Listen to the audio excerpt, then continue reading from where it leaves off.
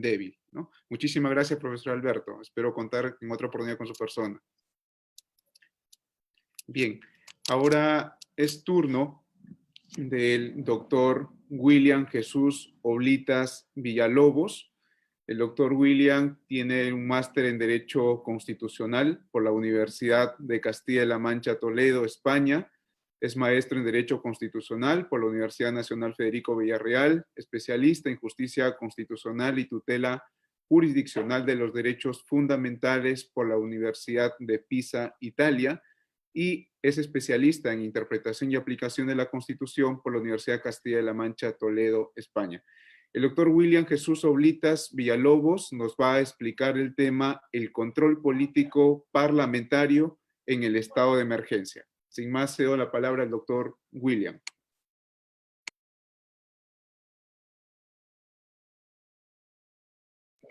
El audio, doctor William.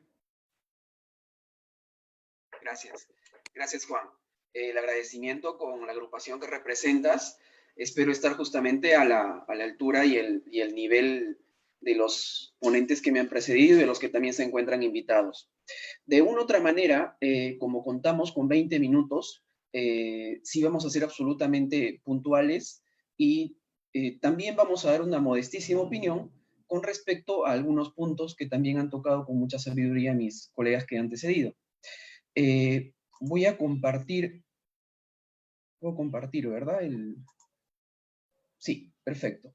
Esta es nuestra presentación referida justamente al control parlamentario, ¿no? Con respecto al control parlamentario, en un estado de emergencia como tal, de una otra manera, el estado de emergencia o la pandemia ha creado el estado de emergencia y la emergencia nos ha sobrevenido. Hay una posición del doctor Carl Schmitt que justamente menciona sobre el estado de emergencia, ¿no? El estado de emergencia dice que crea derechos y es la facultad de regular sobre lo excepcional.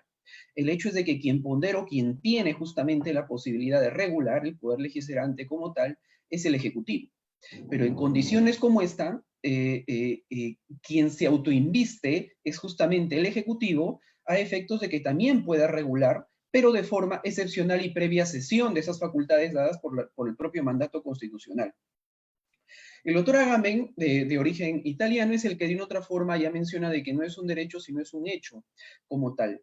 En sí está aquí la finalidad de poder regular lo que es estado de emergencia con control político, como se menciona.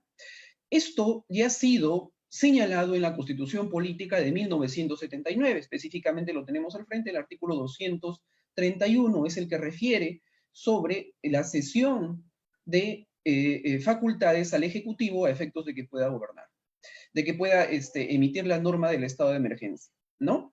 El texto se mantiene desde del artículo 231 de la Carta del 79 al artículo 137 de la Carta del 93. Ambos justamente se mantienen referidos a la dación de cuenta del Congreso al Congreso a la Comisión Permanente, a cualquiera de los dos.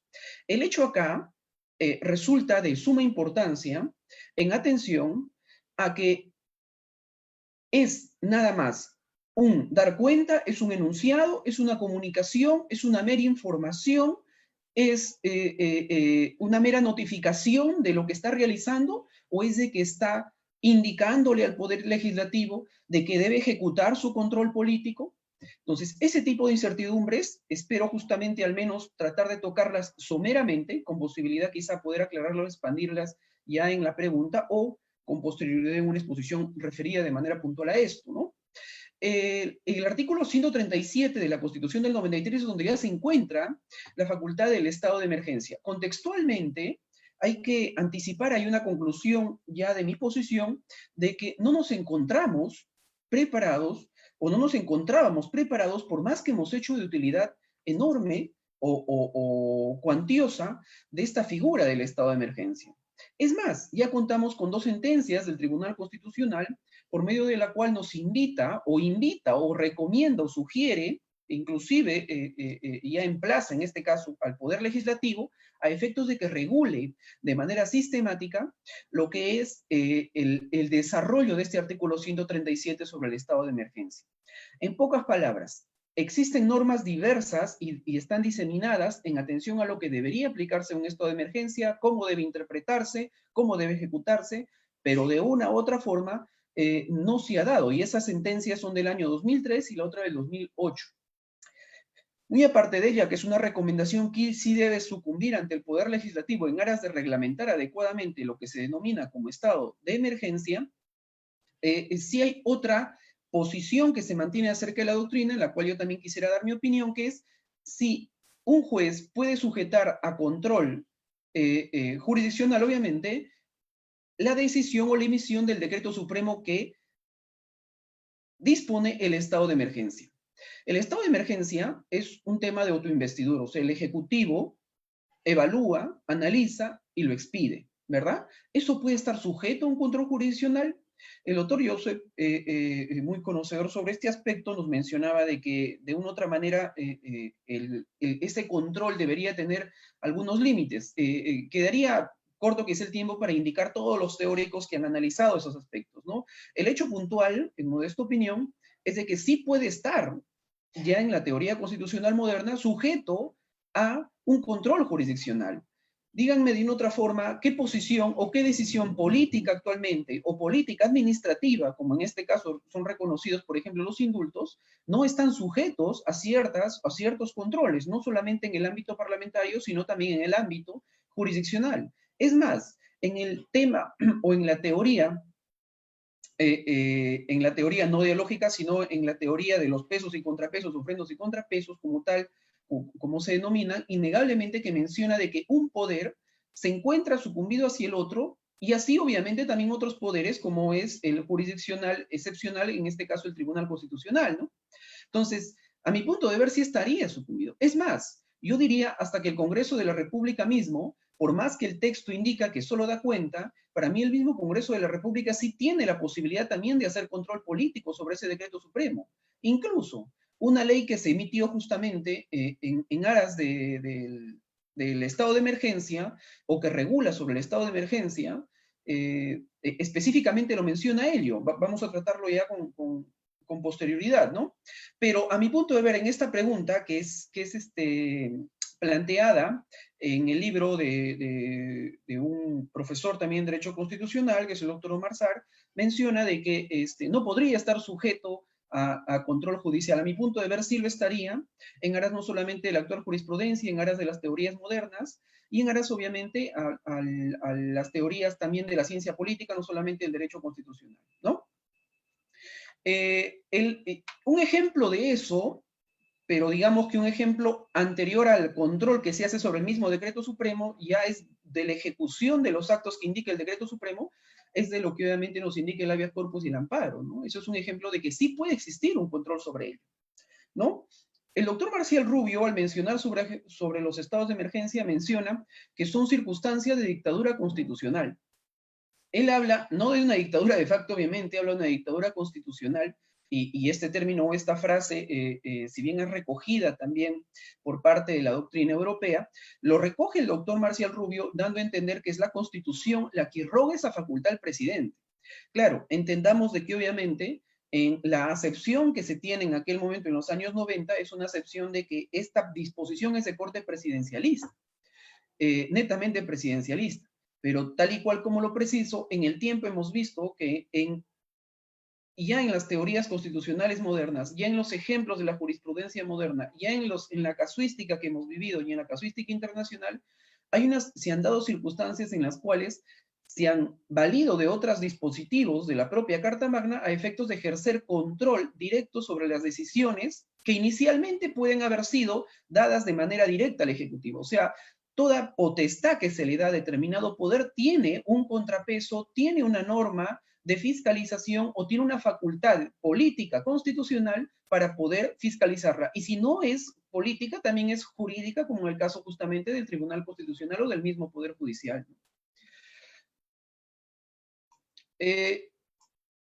Existe en la dación que ha dado, por ejemplo, el presidente Martín Vizcarra, existe un control interno y eso es un gran inconveniente. Muchos nos hemos preocupado por los controles externos, o sea, por el control de poder hacia otro poder, pero no hay una preocupación sobre los controles internos, ¿no? No hay una preocupación sobre internamente cómo se podría controlar, o digamos, hasta cierto punto, en el lenguaje común ordinario, regular, o ordenar o filtrar adecuadamente una respuesta del ámbito político, ¿no? A su vez, obviamente, jurídico, pero ¿cómo podría darse, o cómo podría interpretarse en este caso este dispositivo? Lo que pasa es que para que se emite el estado de emergencia, es de que la cuestión de confianza tiene que ser aprobada por el Consejo de Ministros, es decir, tiene que nacer de una previa evaluación. Mucho de ello también se ha dado a cabo en lo que era la disolución del Congreso, ¿no? Cuando requerían que previa a la disolución del Congreso exista pues un acta por medio de la cual el Consejo de Ministros se encuentre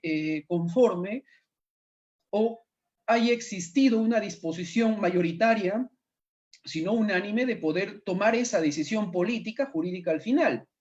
De una u otra forma, yo creo que la evolución del derecho nos va a dar esa respuesta, y quizá eso ya lo vamos a poder encontrar en lo que son los controles internos de cada poder que justamente se relaciona dentro de nuestro Estado democrático de derecho.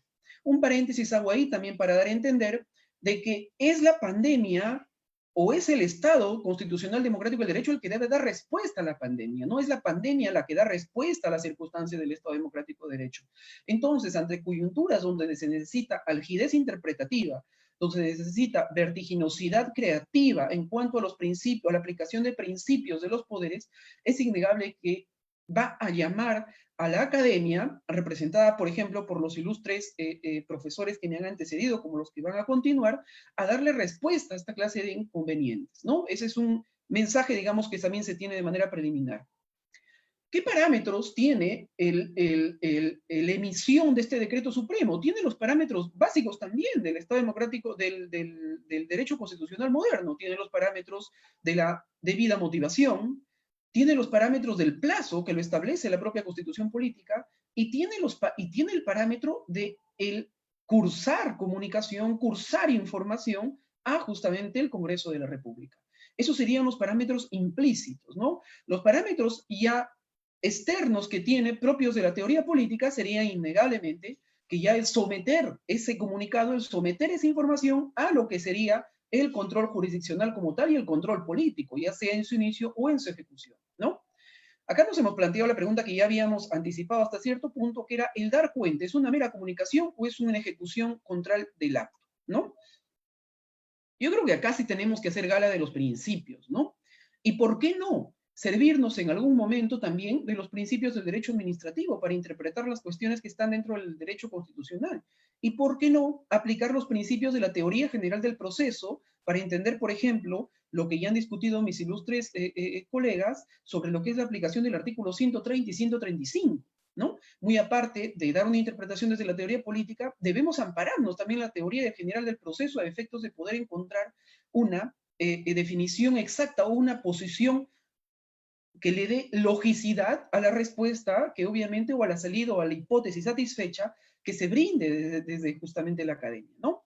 El principio que se satisface en ese dar cuenta, en esa información del Ejecutivo hacia el Congreso, es obviamente el principio de cooperación armónica, ¿no? Entonces, este principio de cooperación armónica es el que debe prevalecer no solamente en ese dar cuenta, sino el que debe prevalecer en todo el proceso de estado de emergencia. ¿Por qué? Porque en el proceso de estado de emergencia hay principios que se resaltan sobre otros que de una otra manera disminuyen su intensidad, no es que desaparezcan, pero sí disminuyen su intensidad. Es por eso que, por ejemplo, el principio de fiscalización, innegablemente ante las circunstancias existentes, se verían un poco disminuidos a comparación del principio de cooperación armónica. Porque imagínense si fuera lo diferente o fuera dispar, ¿no? Si, o sea, dispara el ejemplo que estoy proponiendo. Si el principio de cooperación si el principio de fiscalización se viera repotenciado al principio de cooperación armónica, sería prácticamente un sabotaje, un boicot, ¿no? Pero ahora, eso no quiere decir que el principio de fiscalización o control quede absolutamente desaparecido, al contrario, se ve de manera sustancial y necesaria reflejado en todas las actividades políticas que realiza el Ejecutivo. Casos particulares, como por ejemplo lo sucedido ahora con el Ministerio de Cultura. Caso particular lo sucedido, por ejemplo, con el Ministerio de Salud, ¿no? Entonces, esos casos particulares nos conllevan a que este poder sí mantenga en beligerancia ese principio de fiscalización. Pero cabe entenderse de que el principio de cooperación armónica, que es el principio de complementariedad de funciones del propio Ejecutivo, es el que debe enaltecerse en un estado de emergencia. A mi punto de ver, el dispositivo 137, y coincido, o en todo caso el doctor Marcial Rubio Correa lo especifica de manera muy permeable, muy conspicua, al momento de mencionar de que el dar cuenta, lo que implica el dar cuenta es ya el inicio del control político. ¿Por qué? Porque fuera absolutamente pues un poder supremo, un poder sin control, y menos aún un control constitucional, ¿no? El que indicase de que el Ejecutivo es el que va tanto a disponer el inicio del estado de emergencia como la continuidad del estado de emergencia. Eso no sería una interpretación no solamente adecuada a la Constitución, sino también no adecuada a la teoría de las ciencias políticas, ¿no? Porque de una otra forma, que el dispositivo de la Constitución diga el dar cuenta y está dando a entender de que está activando la funcionalidad del poder legislativo a efectos de que pueda ya ejecutar todas sus facultades en aras no solamente del decreto, sino en aras del procedimiento que va a llevar a cabo el Ejecutivo para poder ya desarrollar lo que es el estado de emergencia, ¿no? Tanto es así la facultad del Poder Legislativo, que por ejemplo en su artículo 102, inciso 2, menciona, ¿no? Velar por el respeto a la Constitución de las leyes y disponer lo conveniente para hacer efectiva la responsabilidad de los infractores. De una u otra forma, ya que estamos hablando de lirismos y de cuestiones someras o solamente de contenido, de un falso o ya irrisorio contenido, ¿no? Como hay algunas posiciones que se mantienen, digamos que esto de velar por el respeto a la Constitución no es de mera forma. No es de mera investidura, ¿no? El acto de respetar las leyes y disponer lo conveniente para hacer efectiva la responsabilidad de los infractores, al contrario, lo que hace más bien es activar ese mensaje, activar la preponderancia de este poder dentro de la Constitución, hacer ver la jerarquía que tiene este poder dentro de la Constitución y activar de manera inmediata también las facultades que tiene para controlar las decisiones de los otros órganos, porque debemos entender de que el Congreso de la República no solamente está controlando hoy por hoy en aras de esta norma y en aras de este pequeñito texto que es dar cuenta, no solamente está activando lo que es el control hacia el presidente de la República o hacia el Poder Ejecutivo, sino también está activando el control hacia los organismos constitucionales autónomos, está activando el control hacia el mismo Tribunal Constitucional y de manera más directa, porque quizá con ello no hay mucho inconveniente actualmente, de manera más directa puede activar el control o tiene la disponibilidad de activar el control hacia lo que son también las municipalidades y los gobiernos regionales. He ahí un llamado para que de una u otra forma el Congreso de la República también asume su función. Si bien el poder de dirección lo tiene el Poder Ejecutivo, y obviamente está muy bien que se active el poder de cooperación y también el poder de fiscalización o la facultad de fiscalización, pero también no dejemos de lado o tengamos que justamente estar atentos a las actuaciones que realizan también las municipalidades como los gobiernos regionales. En este concepto del doctor del doctor Rubio Correa, y dice, es una competencia exclusiva del Poder Ejecutivo, de acuerdo a este artículo constitucional, nadie puede impugnar el decreto supremo respectivo imponiendo acción contra él, y ni siquiera el mismo Congreso puede aprobar una ley que condujera las cosas por camino distinto del que decide el Ejecutivo. Eso ya hemos aclarado con anticipación. Yo creo que en la actualidad, yo creo que ese concepto que proviene de un buenísimo compendio que saque el doctor con respecto a los comentarios del Código Procesal Constitucional y ha sido superado. En la actualidad sí existe un control sobre el mismo decreto supremo. En la actualidad yo creo que sí podría inclusive declararse inconstitucional este decreto supremo que se haya emitido. Obviamente no es el caso y obviamente no invito a que se ejecute tampoco por si acaso. Ya tenemos mucho dinamismo en la actuación constitucional o política para poder sumergirnos ya en estos hechos, pero si es que es un debate para entretenimiento teórico y de pensamiento futuro, diríamos que estas posiciones o esta posición inicial ya ha sido superada en aras de que sí es posible sujetar a un control tanto político como jurisdiccional de ese decreto supremo. Cuando activa el control como tal, de acuerdo al estado de emergencia, cuando activa el control político, el Congreso de la República. Bueno, el control político se activa por tres funciones. Esta separación lo hemos hecho de la teoría de la ciencia política específicamente, ¿no? menciona de que activa su control preventivo, funcional y represivo. Ahora, nada más quedaría aquí discriminar o ser puntual, porque de una otra manera entiendo también sus cuestiones del tiempo, entre dónde se encuentra eso de ceder información al Congreso, o sea, de una otra manera, dónde se encuentra las condiciones que nos encontramos ahora. En el preventivo sería justamente la cuestión del voto de confianza, que es un ejemplo. Yo creo que se encontraría en el funcional, porque dice que es a la dación de cuenta. Ese tipo de daciones de cuenta se encuentran en la Constitución política no solamente con respecto al Estado democrático de derecho, sino que también se encuentran, sino que también se encuentran dentro de la sesión de facultades para poder legislar. En aras de que queda ya poquísimo tiempo,